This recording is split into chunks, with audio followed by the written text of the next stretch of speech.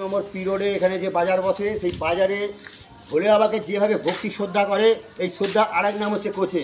এ না থাকলে হয়তো এই বাবার এই উৎসব এখানে পালন করা যেত না। 1 মাস ধরে এখানে প্রতিদিন ভোগ খাওয়ানো হয়, সমস্ত কিছুর আয়োজন, সমস্ত কিছুর। আর এই যে বাবাকে যে সেবা করা হয়, এটা এই 6 বছর হলো এইটা নিয়ে, এবছর নিয়ে 6 বছরে পদার্পণ করেছে এই ভোলে বাবার উৎসব। আপনারা সকলে সহযোগিতা করবেন, আসবেন, তাহলে এই উৎসবকে আরও বড়ো করা যাবে।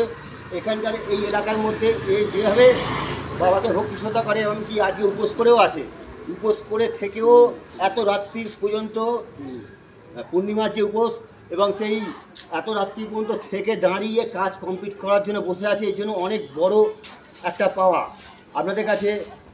আমি অনেক রকমভাবে বলেছি, সব জায়গায় আমরা ডেকেশন দেখেছি।